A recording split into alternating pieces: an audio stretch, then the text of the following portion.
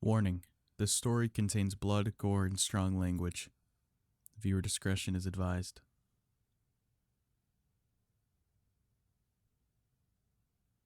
My grandfather was a World War II veteran and was one of the many to push into Germany. His name was Stanley Miller. He died from liver cancer, sadly, which went undetected until the final weeks of his life. Shortly before he died, he called me and asked that I come see him. When I arrived, he had cleared the room and told me his story. I don't know what to think of it, to be honest, but I can assure you, my grandfather's liver cancer did not affect his ability to think, reason, or recall information. What follows is his story. I've paraphrased some things and altered a few words to make his meaning more clear, but I've not changed the narrative of his story.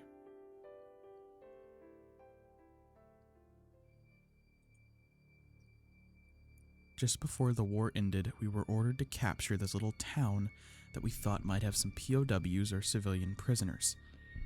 It wasn't big enough to have a big camp or anything like that, so our best guess was that it was for high-ranking members of the military that had been captured. I'm not going to tell you the town or the specifics of the guys I was with at the time, but we were told that there weren't going to be many German soldiers in the town and to take as many prisoners as possible. Obviously, that plan wasn't quite followed through when it really hit the fan. It turned out that they had a few tanks in the town, so well as some more elite soldiers. Most of them were killed when we took the town, and most of the ones that were captured refused to talk.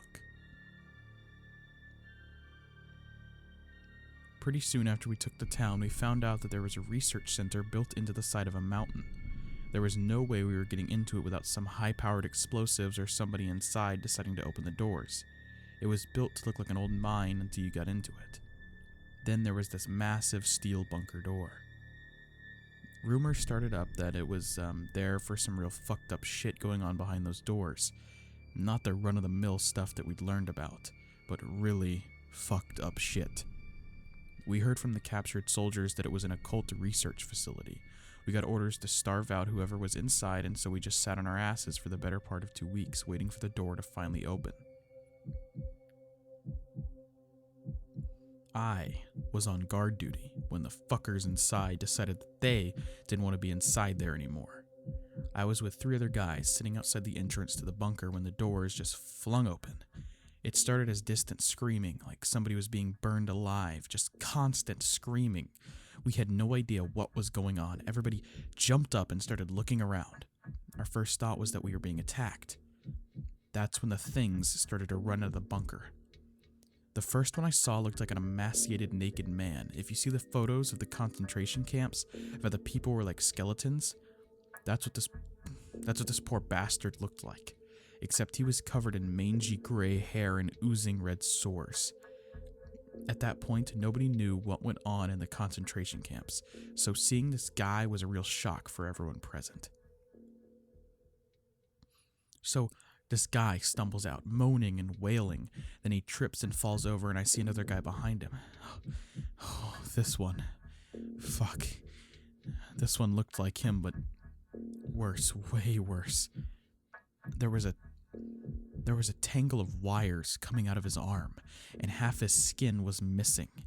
The skin that was on him, it was yellow with blue gold veins running up and down. The third one didn't even have any skin. He was just muscle and bones and ligaments. There wasn't any eyes, just glowing red dots in his face. Then that's when the monsters started coming out. Something that looked like a dog with giant spider legs sewn onto its back.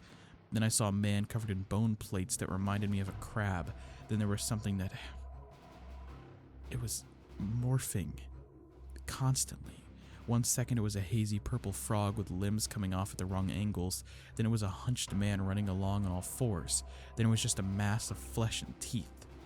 It was like television static given life and tangible mass. Then there was something that was a wolf with a man's legs and arms, and it was babbling nonsense words.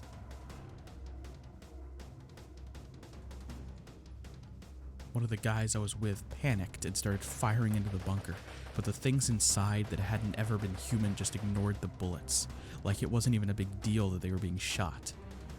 like the guy was shooting a potato gun or something at them. Something that looked like a floating squid with a torso vaguely reminiscent of a man, and so many eyes I couldn't even count them came out.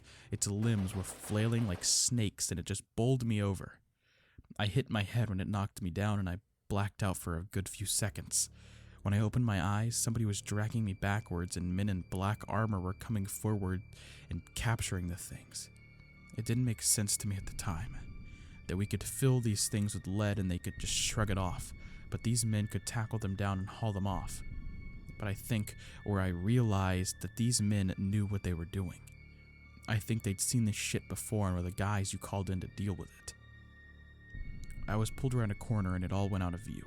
I heard later that when they went in to round up whoever was left hiding inside, they found rooms of slaughtered corpses and men hanging from meat hooks. The men in black brought in some regular army men to help them sweep, and I heard all this from one of them. He told me that there was a room that had limbs and organs and heads and skin all wrapped up in separate bags and freezers, like they were pieces to a human jigsaw puzzle. There was a room that they found an emaciated scientist in, and he'd written on the walls formulas and theories and equations. There was a whole wing filled with cages and monitoring equipment, all of them busted open or unlocked. The guy seemed to think that there were two parts to whatever was going on in the facility. The first part was trying to turn men into monsters, or make men that could be disassembled and reassembled at a whim. The second part was trying to get the monsters and whatever else they had in there to cooperate with them and turn them into soldiers. He had a theory that the human guards or the humans inside had somehow managed to convince the monsters to cooperate with them and escape, and when the door opened up, they all just ran out trying to get away. I think somebody probably forgot to lock a door, or somebody slipped up and didn't check all the boxes, and some of the monsters got out and caused enough havoc to let the humans inside open the door, then they all just bolted.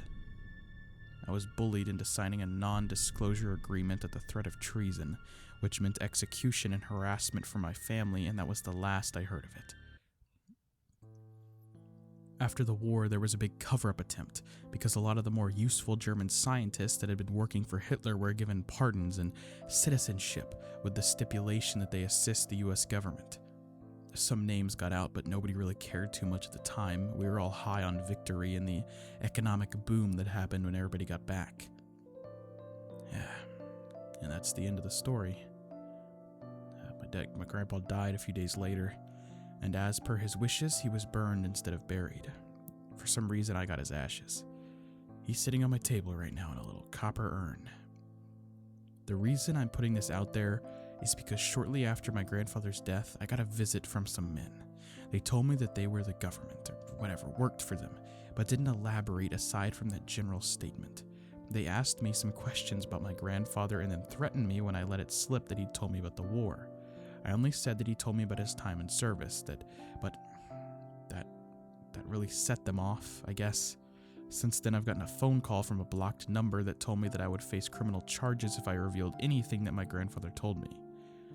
At this point, I don't give a fuck, and it's more just to spite whoever called and whoever the men were with. I'm hoping that they won't risk exposure by taking legal action and just let this die on Reddit. But on the off chance they don't, this is everything he told me, and I believe him.